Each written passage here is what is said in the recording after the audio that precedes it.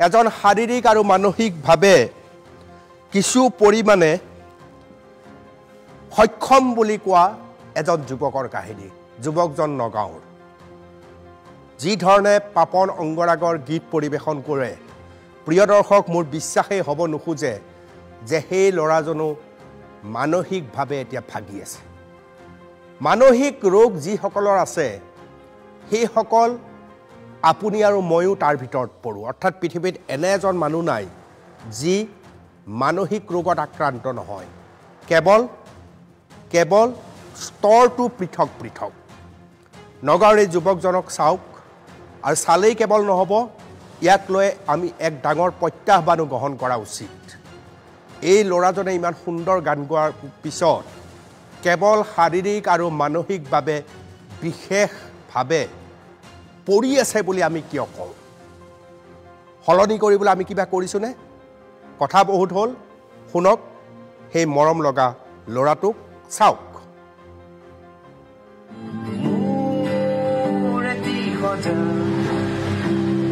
জীৱন ছবি থকা পক্ষীউৰা ফুল ফুলা ছবি থকা খুদ বিচাৰি জীৱনে কয় সপোন আজি মোৰ চকু পানী মোৰ এটি সজা জীৱন ছবি থকা পক্ষীউৰা ফুল ফুলা ছবি থকা তুমি এজাক বৰষুণ হোৱা হলে ময়ো হলোহেঁতেন নৈ তুমি এজাক সপোন হোৱা হলে ময়ো গলোহেঁতেন বৈ উৰি যোৱা পক্ষী যাকে কানে কানে আহি কলে আঁকি লবানে ছবি উৰি যোৱা পক্ষী যাকে কানে কানে আহি কলে আঁকি লবানে ছবি ৰক্তদান তুমি লোবানে সাৱতী মনে যদি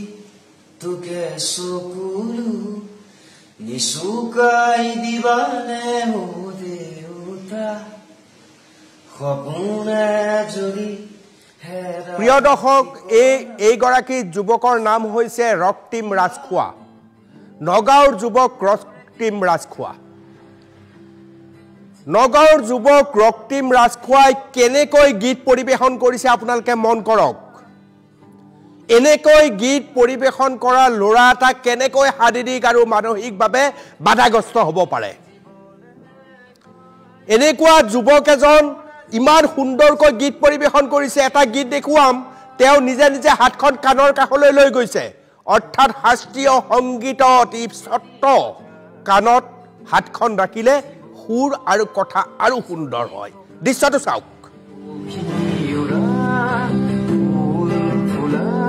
ছবি থকা তুমি এজাক বৰষুণ হোৱা হলে ময়ো হলোহেঁতেন নৈ তুমি এজাক সপোন হোৱা হলে ময়ো গলোহেঁতেন বৈ উৰি যোৱা পক্ষী যাকে কানে কানে আহি কলে আঁকি লবানে ছবি উৰি যোৱা পক্ষী যাকে কানে কানে আহি কলে আঁকি লবানে ছবি ৰক্তদান তুমি লোবানে সাৱতী মনে যদি তোকে চকুলো নিচুকাই দিবানে ও দেউতা সপোনে যদি হেৰাই ঠিকনা বিচাৰি দিবা মোৰ এটি সজা জীৱন ছবি থকা যুৱকজন যদি শাৰীৰিক আৰু মানসিকভাৱে বাধাগ্ৰস্ত হয় তেতিয়াহ'লে ইমান গীত কেনেকৈ তেওঁৰ মনত আছে ভাৰ্গৱ মোৰ লগত আছে আৰু শেহতীয়াভাৱে আমাৰ হাতত পৰা তথ্য মতে এটা ৰিহেব চেণ্টাৰলৈ গৈছে এই যুৱকজন ৰক্তিম ৰাজখোৱা যিটো ৰিহেব চেণ্টাৰত গৈছে তাৰ গৰাকীৰ সৈতে আমাৰ ফোন লাইনৰ সংযোগ হৈছে প্ৰথমতে ভাৰ্গৱ এই ল'ৰাটো ইমান সুন্দৰ গীত মনত থাকে গায় কেনেকৈ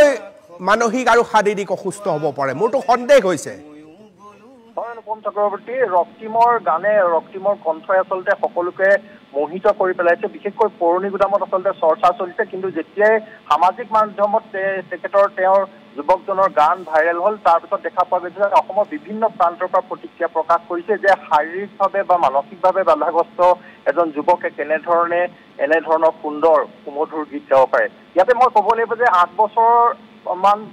প্ৰায় 8 বছৰ ধৰি হায়দৰাবাদত এটা কোম্পানীত কৰ্মৰত আছিলে যুৱকজন তাৰ পাছতে হায়দৰাবাদতে আচলতে এই যুৱকজনে সংগীত চৰ্চা কৰিছিলে বিশেষকৈ অংগৰাজ পাপন মহন্তৰ অতিকৈ প্ৰিয় আছিলে এই যুৱকজনৰ বাবে প্ৰতিটো গীতেই মুখস্থ কৰিছিলে সেই সময়ত তাৰ পাছত কিন্তু তেখেতৰ শৰীৰৰ অৱস্থা বা মানসিক অৱস্থা কিছু দুৰ্বল হ'ল যাৰ ফলত পৰিয়ালৰ লোকে তেখেতক এই যুৱকজনক পুনৰ চলচলিৰ বাসগৃহলৈ লৈ আহিবলগীয়া হ'ল কিন্তু অতিকৈ পৰিতাপৰ বিষয় যে আচলতে চিকিৎসাৰ অভাৱত যুৱকজনৰ এক যাযাবৰী জীৱন বুলি ক'ব লাগিব বিভিন্ন প্ৰাণ অঞ্চললৈ যায় চাপানালা কুণ্ডলৈ যায় বা পুৰণি গুদামৰ বিভিন্ন প্ৰান্তত গৈ এনেধৰণে নিজৰ গানবোৰ সচুৰে আচলতে তেখেতে আওৰাই থাকে আৰু তাকে দেখি মানুহ আচলতে সেই গানৰ প্ৰতি মোহিত হৈ পৰিছিল অনুপম চক্ৰৱৰ্তী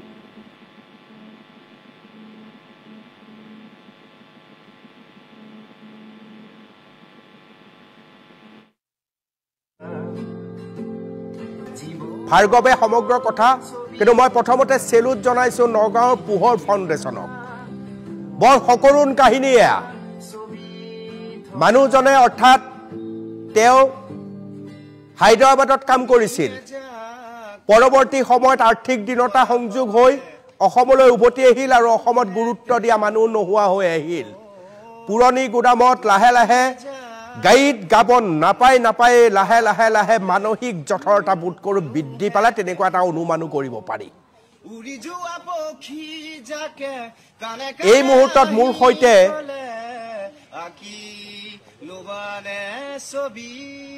ৰিহেবত ইতিমধ্যে চিকিৎসা চলি আছে আৰু তাৰ স্বত্বাধিকাৰী মহান লোকজনৰ সৈতে ৰঞ্জিত কলিতাৰ সৈতে মই ফোনত সংযোজন হৈছো ৰঞ্জিত কলিতা মই অনুপম চক্ৰৱৰ্তী আপোনালোকক স্বাগতম জনাইছো আৰু আপুনি এনেকুৱা এটা পদক্ষেপ গ্ৰহণ কৰিছে যিটো পদক্ষেপ সমগ্ৰ অসমবাসীয়ে বিচাৰি আছিল ৰঞ্জিত কলিতা ক'ত কেনেকৈ যোগাযোগ হ'ল আপোনাৰ হয় দাদা ধন্যবাদ প্ৰথমতে আপোনাক হয় দাদা মই প্ৰথমতে তেওঁ ভিডিঅ'টো ইনষ্টাগ্ৰামত পালে তাৰপিছত হয় ইনষ্টাগ্ৰামত পাই মই অলপ অনুসন্ধান কৰিলো যে ল'ৰাজন কোন হয় তেখেতে ইমান ধুনীয়া গান গায় ইমান ধুনীয়া সুৰ আৰু তেখেতে নিজে লিখা গান এটা গীত পৰিৱেশন কৰিছে তেখেতে মই বিচাৰি কৰি যেতিয়া উলিয়ালোগৈ গম পালো যে পুৰণি গুদামৰ চলচলিৰ ৰঙীয়া গাঁৱৰ হয় তেখেত একচুৱেলি আৰু তেখেত আপোনাৰ আগত হায়দৰাবাদত আছিলে 2019 চনত তেখেতৰ অলপ কিছু অসুস্থ হৈ পৰিছিলে অসুস্থ হৈ পৰাৰ ফলত আপোনাৰ দেউতাকহঁতে লৈ আহিলে তাৰ পৰা হায়দৰাবাদৰ পৰা আনি লৈ আপোনাৰ ইয়াত চিকিৎসাৰ অভাৱত মানে দেউতাকহঁত আৰ্থিকভাৱে বিৰাট দুৰ্বল তাৰপিছত তেনেকেই সি গাঁৱতে আপোনাৰ ঘূৰা ফুৰা কৰি গান চান গাই ভাল পায় তেনেকেই সি ভাইৰেল হ'ল ভিডিঅ'ত তাৰ সেই সূত্ৰে আমি যোৱাকালি গৈ তাক একচুৱেলি তাৰ কাৰণে কথা আছিলে তাৰপিছত গাঁওবুঢ়াৰ লগত কথা পাতি ওচৰৰ মানুহৰ লগত কথা পাতি ওচৰৰ মানুহেও ক'লে যে দেউতাককো লৈ যাওক দেউতাক এলকহলিক হয় আমি দুইজনকে আমাৰ চেণ্টাৰলৈ লৈ আহিলোঁ তাৰমানে কলিতা দেউতাক আৰু ল'ৰা একেলগে আছে নহয় হয় হয় দাদা ৰক্তিম সুস্থ হৈ উঠিবলৈ এনে আপোনালোকৰ অভিজ্ঞতাই কি কয় কিমান দিনলৈ প্ৰয়োজন হ'ব হয় আমি যিমান পাৰো আমাৰ ফালৰ পৰা তেওঁ ট্ৰিটমেণ্ট দিয়া ভালতকৈ ভাল ট্ৰিটমেণ্ট দিয়াটো ব্যৱস্থা কৰিম দাদা আৰু আমাৰ আমি আশা কৰিছোঁ যে ৰক্তিম অতি সোনকালে শীঘ্ৰেই ভাল হৈ উঠিব ৰঞ্জিত কলিতা আপোনাৰ প্ৰতি মোৰ এটা আবেদন আছে যদি আপুনি সুস্থ বুলি ভাবে তেতিয়াহ'লে আপুনি আৰু ৰক্তিম দুয়ো এদিন মোৰ ষ্টুডিঅ'লৈ আহিব আমি একেলগে গীতো পৰিৱেশন কৰিম আৰু ৰক্তিমৰ নতুন জীৱনৰ এক সন্ধান কৰিবলৈ চেষ্টা কৰিম বাধা আহে সমস্যা আহে কিন্তু আপোনালোকৰ নিচিনা মহান লোকসকল থকা বাবে এনেধৰণৰ এটা ভাল পৰিৱেশৰ ইংগিতো পোৱা যায় মই বিচাৰিম আপুনি আৰু ৰক্তিম যদি একেলগে মোৰ লগত ষ্টুডিঅ'ত বহে এটা নতুন আন্দোলন আৰম্ভ হ'ব কলিতা মানে তেখেতৰ এতিয়া ট্ৰিটমেণ্ট পিৰিয়ড যিহেতু তেখেতক ষ্টুডিঅ'লৈকে লৈ যোৱাটো অসম্ভৱ হ'ব দাদা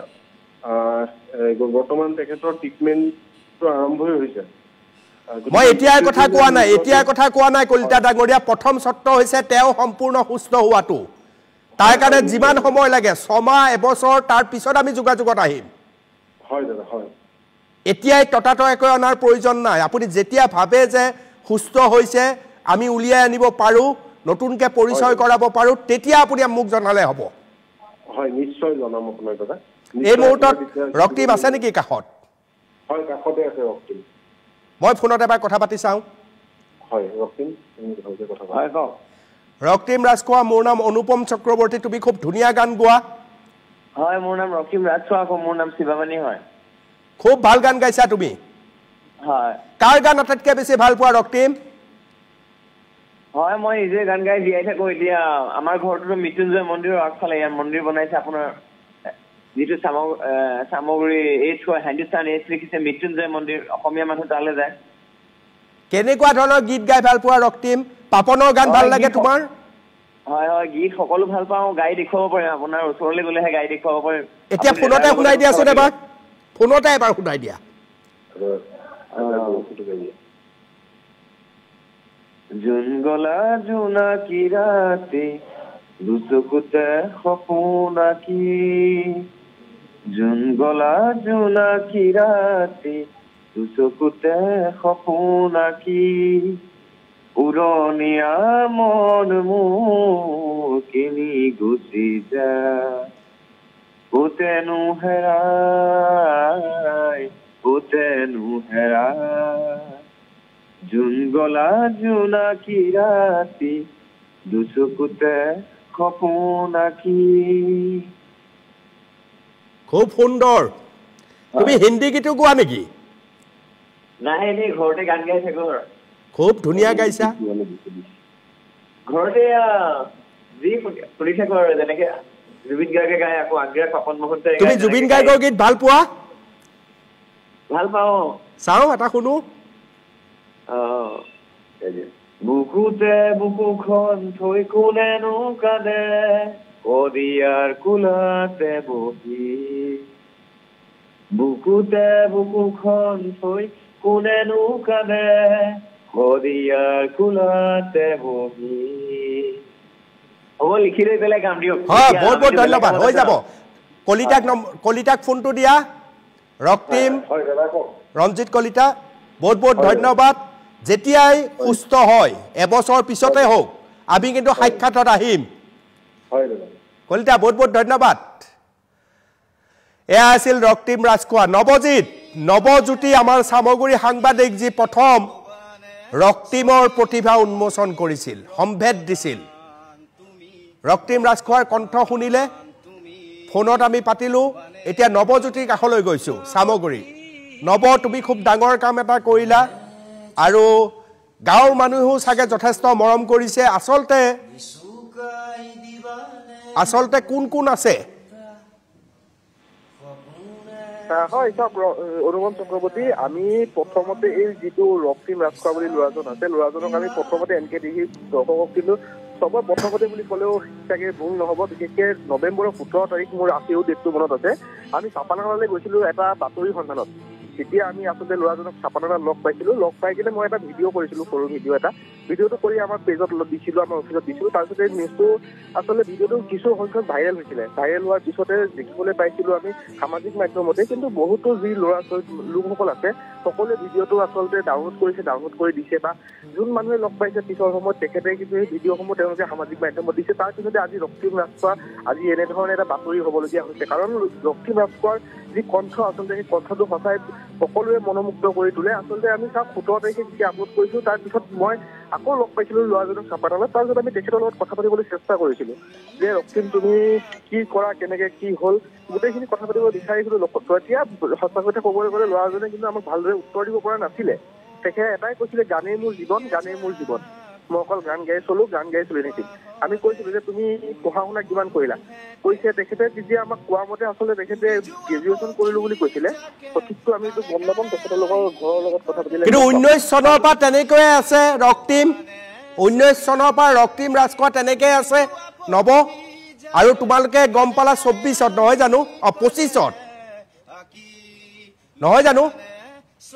এতিয়া 2019 চনৰ পৰা কিন্তু ল'ৰাজনৰ প্ৰতিভাটো আছিলে, আচলতে ক্ষুপ্ত প্ৰতিভা বুলি ক'ব লাগিব, সেই প্ৰতিভাটো কিন্তু প্ৰকাশ হোৱা নাছিলে। তাৰপিছতে যিহেতু 2024 চনৰ 17 নৱেম্বৰ বুলি ক'ব লাগিব, যিহেতু জানুৱাৰী ডিচেম্বৰ মাহ আহিলে পিকনিকৰ সময় আহে, বনভোজৰ সময় আহে, চাপানালৈ বনভোজকাৰী দলসমূহ আহে। আমি সেই সংক্ৰান্ততে আচলতে গৈছিলো নৱেম্বৰৰ 17 তাৰিখে। যোৱাৰ পিছতে আমি ৰক্তিমৰ মাতৃ নাই, ৰক্তিম এটাই ল'ৰা আছিল নেকি ঘৰৰ? পিতৃ আৰু পুত্ৰহে আছে আৰু কোনো নাই, কি কথা কিবা খবৰ? চাওক অনুপম চক্ৰৱৰ্তী ডাঙৰীয়া, আমি ইতিমধ্যে তেখেতৰ ঘৰৰ মানুহৰ লগত চেষ্টা কৰিছো কণ্টেক্ট কৰিবলৈ, তথাপিও খালি আমি তেখেতৰ পিতৃকে লগ পাইছিলো।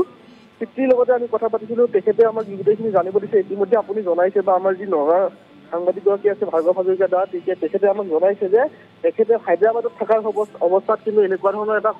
ঘটনা হৈছিলে, তাৰপিছতে আহিছিলে। তাৰপিছত কিন্তু ল'ৰাজনে এনেধৰণে তুমি অলপ খবৰ ল'বা নৱজ্যোতি, তুমি অলপ খবৰ ল'বা, গাঁওবাসীৰ মাজলৈ যাবা, নিজৰ মাটি বাৰী আছেনে নাই, কি কথা কি বতৰা। আৰু মই ভাবোঁ যে এজন সাংবাদিক হিচাপে এই ৰঞ্জিত কলিতাৰ কাষলৈও তুমি মাজে মাজে গৈ ৰক্তিম ৰাজখোৱাৰ খবৰ ৰাখি থাকিবা। কেৱল বাতৰি দিয়াটো এটা সাংবাদিকৰ দায়িত্ব নহয়, বাতৰিৰ লগতে কিছু সামাজিকভাৱে দায়বদ্ধ হোৱাটো এজন সাংবাদিকৰ দায়িত্ব। নৱজ্যোতি, বহুত বহুত ধন্যবাদ জনাইছোঁ। প্ৰিয় দৰ্শক, ৰক্তিম ৰাজখোৱাৰ গীতকেইটা আপোনালোকে শুনক। এটা বিৰতিৰ পিছত আকৌ আহি আছোঁ।